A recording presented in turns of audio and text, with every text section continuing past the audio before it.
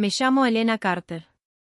Tengo 36 años, y hasta la primavera pasada creía sinceramente que mi vida estaba finalmente bajo control.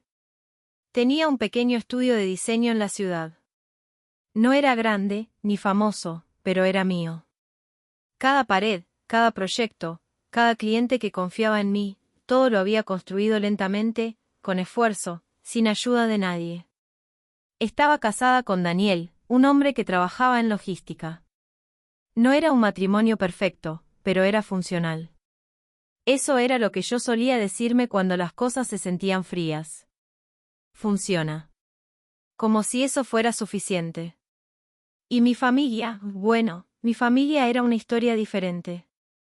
Siempre mantuve distancia emocional. Llamadas cortas. Visitas breves. Conversaciones cuidadas. Nunca demasiado cerca, nunca demasiado lejos. Hasta que mi padre murió. Y con su muerte, todo lo que creía estable comenzó a desmoronarse en silencio. El día que se leyó el testamento estaba lloviendo. El cielo era gris, pesado, como si también estuviera de luto. La oficina del abogado estaba en el segundo piso de un edificio antiguo, encima de una librería que ya había cerrado. El olor a papel viejo y café barato llenaba el aire. Mi hermana Marisa llegó primero. Como siempre, llegó antes que todos, como si el mundo le perteneciera incluso en momentos que no le correspondían. Vestía de negro elegante, no de duelo real, sino de presentación. Como si la muerte de nuestro padre fuera un evento social donde ella debía verse impecable. Yo llegué unos minutos después, empapada por la lluvia, con el cabello pegado a la cara y un café en la mano que ya estaba tibio. Parecía exactamente lo que siempre había sido los ojos de mi familia, la segunda opción. El abogado, un hombre mayor con voz cansada, abrió el documento. Última voluntad y testamento de Richard Carter. El silencio en la sala se volvió pesado. Para Marisa Lane, comenzó, la residencia familiar, las propiedades del centro de la ciudad y todas las cuentas financi. Esa noche no regresé a casa. No porque no pudiera, sino porque algo dentro de mí ya no quería volver al mismo lugar donde me trataban como si no importara. Me quedé en la pequeña oficina del terreno Riverside Story Yard, sentada en la silla de Víctor, mirando los papeles abiertos sobre el escritorio. Los números ya no eran solo números. Eran pruebas. Evidencia de que toda mi vida había sido interpretada mal. A las 11:14 de la noche, el sonido de un motor rompió el silencio del lugar. Luces blancas atravesaron la ventana de la oficina. Un coche se detuvo frente a la entrada. Víctor no se movió. Solo dijo en voz baja. No esperaba visitas, pero quizá esto era inevitable. La puerta del coche se abrió. Y la vi. Marisa. Mi hermana. Bajó con la misma elegancia de siempre, incluso en medio de la noche. Su abrigo negro perfecto, su postura segura, su expresión de alguien que siempre entra a un lugar como si ya fuera suyo. Miró alrededor del terreno con desdén. ¿Qué es este lugar?, preguntó sin saludar. No respondí de inmediato. Víctor tampoco. Finalmente dije. Es lo que papá me dejó.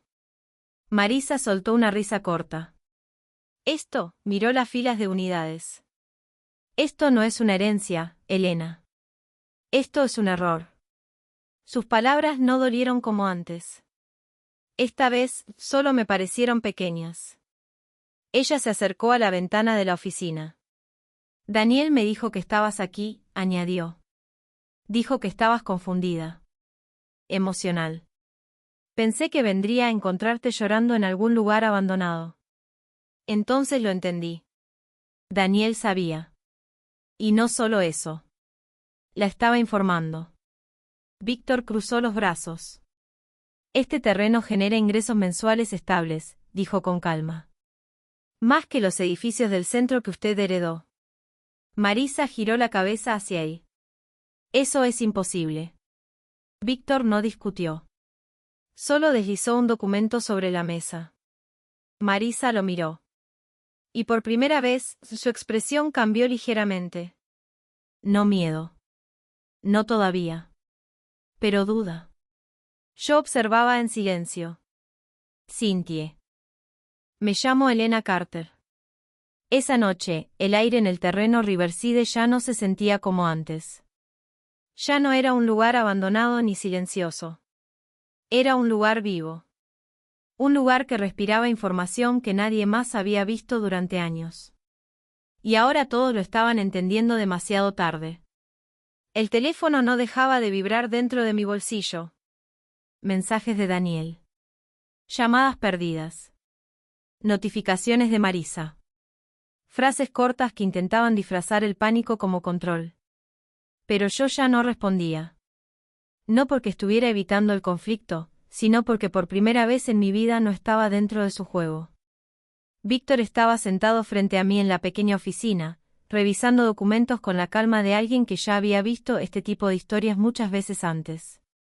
«¿Van a presionar más?», dijo sin levantar la vista. «No lo dudo», respondí. Víctor cerró un archivo lentamente. Cuando las personas pierden control, intentan acelerar todo. Creen que la velocidad reemplaza la autoridad. No entendí completamente en ese momento lo que quería decir, pero lo sentí. Algo se estaba acercando. Y no tardó. Daniel apareció esa misma tarde. No llamó. No pidió permiso. Simplemente llegó como si todavía tuviera derecho a entrar en cualquier parte de mi vida. Su coche levantó polvo en la entrada del terreno y se detuvo con brusquedad. Salió sin prisa falsa, pero con tensión real. Ya no era el hombre que intentaba parecer racional. Era alguien que sabía que estaba perdiendo algo que había dado por seguro. Entró a la oficina sin tocar. «Esto tiene que terminar», dijo de inmediato. Su voz era baja, pero firme. Una voz que solía usar para cerrar acuerdos. Pero ya no funcionaba conmigo. «¿Qué exactamente tiene que terminar?», pregunté. Daniel me miró como si la respuesta fuera obvia. Esto. El bloqueo. La resistencia. La confusión que estás creando con la herencia. Víctor no dijo nada. Solo observó. Daniel dio un paso más cerca. «Elena, esto es un activo. Marisa Stapper. Me llamo Elena Carter. Y esa noche entendí que el silencio después de la verdad no es vacío, es poder». La oficina del terreno Riverside estaba completamente quieta. Víctor no hablaba. Yo tampoco. Afuera, el viento movía ligeramente las estructuras metálicas, como si el lugar mismo estuviera respirando más lento, esperando lo que venía después. Daniel seguía de pie frente a la mesa. Ya no parecía seguro. No parecía el hombre que siempre tenía una respuesta lista.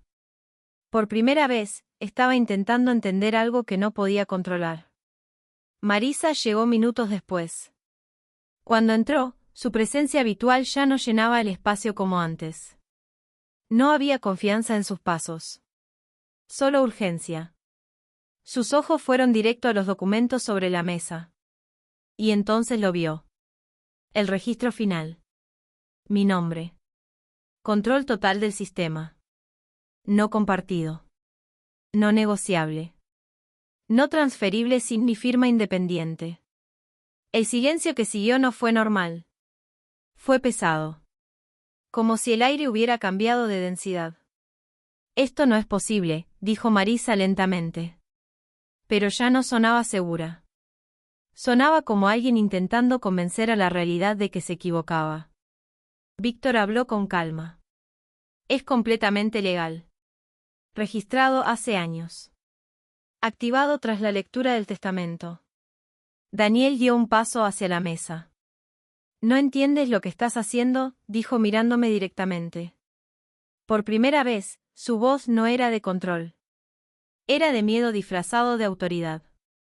«Esto no es solo una propiedad. Es una operación.